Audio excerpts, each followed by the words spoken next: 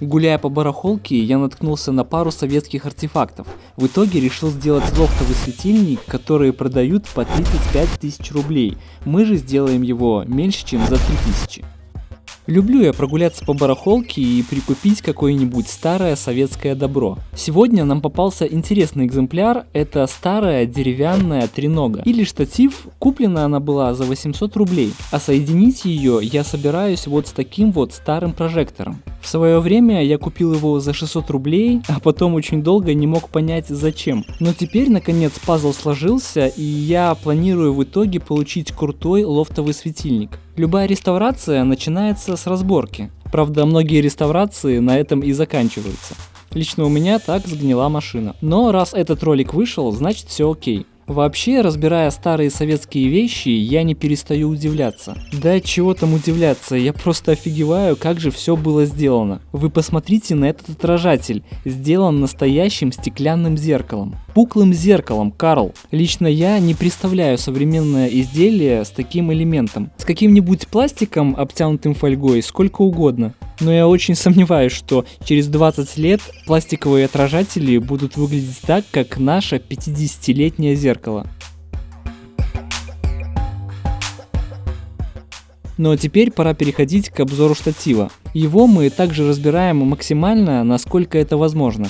Судя по острым наконечникам на ногах, это геодезическая тренога. Я не знаю, откуда она взялась на барахолке, но, скорее всего, когда очередной геодезист выходил на пенсию, выходил он через склад. Это была нормальная практика в Советском Союзе. Все в ней хорошо, но саморезы, они просто ужасные. Я часто жалуюсь на советские саморезы, возможно, проблема во мне, но если кто-то тоже их ненавидит, напишите, пожалуйста, в комментариях. А некоторые саморезы приходилось выкручивать даже так.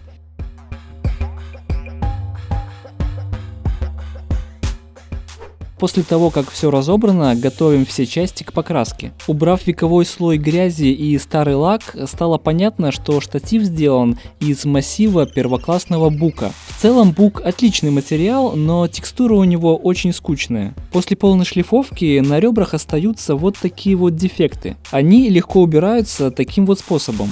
Заодно ребра скругляются и в целом выглядят приятней.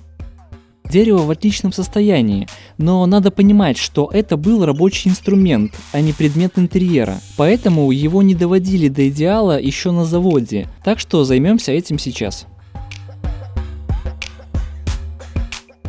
Все элементы прожектора также шлифуются и готовятся к покраске. Мне попался экземпляр в очень хорошем состоянии. По всей видимости, лежал где-то на консервации, а потом на антресоли. Красить его я решил в белый глянцевый цвет. Вообще я не очень люблю глянец, но тут я решил, что это очевидный выбор. Возможно, я ошибаюсь. Очень интересно послушать ваше мнение. Каким цветом вы бы закатали этот торшер? Пишите в комментариях.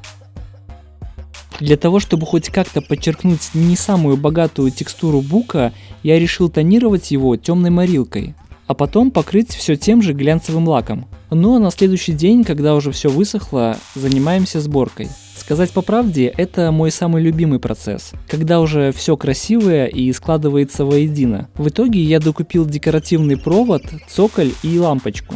Плюс расходы на краску, и на все про все у нас ушло 2700 рублей и около 9 часов работы. В интернетах я видел подобные торшеры по 35 тысяч рублей. Но это современные копии с китайскими комплектующими. Было бы очень интересно почитать, во сколько вы оценили бы такой светильник. Пишите свое мнение в комментариях. А я суммирую все предложения и выведу средний знаменатель, и позже поделюсь с вами.